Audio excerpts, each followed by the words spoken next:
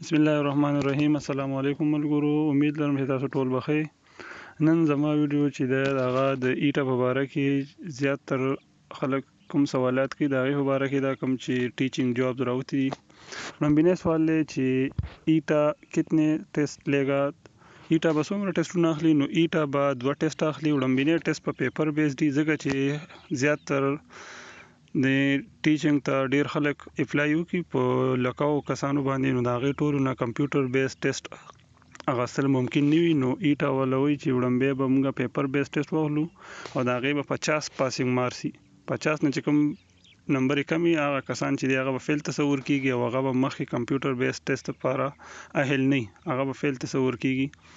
دویم چې دی هغه به کمپیوټر بیس ټیسټ اخلي، خو د هغې پیپر بیس ټیسټ په هیڅ قسمه مارکس تاسو د اکیډمیکس مارکس سره نه جمع کیږي.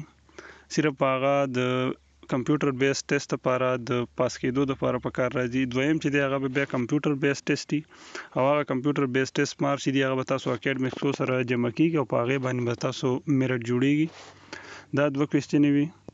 بیا بل کوېسچن چې دی کمپیوٹر بیس ٹیسٹ میں رف ورک کے لیے پیپر دیا جائے گا. بالکل کمپیوټر بیس ټیسټ لپاره به تاسو له ایټا والا چې کوم انویجلیټران دي به تاسو له د پیپر پاک پیپر به درکړي او په هغې کې به تاسو د میث چې کوم ټیسټ میث کوم کوېسچن دي د هغې د حل کولو لپاره به تاسو پاکې پیپرو کې هغه پاکو پاڼو به هغه حل کوئ او هغه په بیا د پیپر نه پس په هغه بیا تاسو نه جمع کولی کیږي.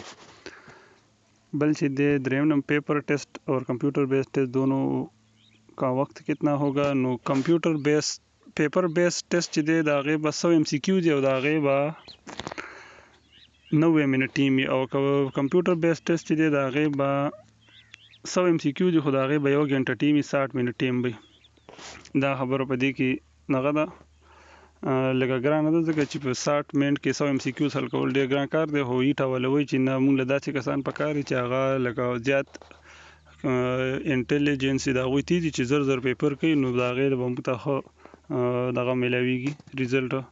د دې باندې خلکو کمپلین هم ډېر کړی خو هغوی چې موږ د دې سیوا کولو هیڅ قسمه رائے نه لرو. دریم چې دی دونوں ټیسټ کې پاسنګ مارکس کتنے هونګے. نو دا خو ما تاسو ته ووایي چې دواړه به 50 پاسي، دواړه ټیسټه 50 نه به کم باندې به هغه فیل تصور کیږي.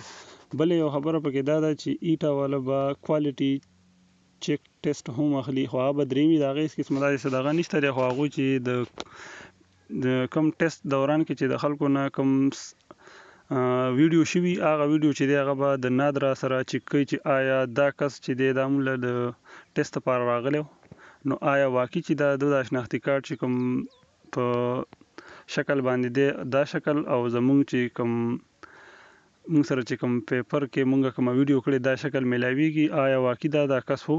نو دغه ټیسټ په کې کوالټي چیک لیست ټیسټ دغه به ښه. امید لرم چې تاسو سوالونو جوابونه به په دې ویډیو کې برابر شوي. په دعاګانو کې مې یاد ساتئ. د الله په امان.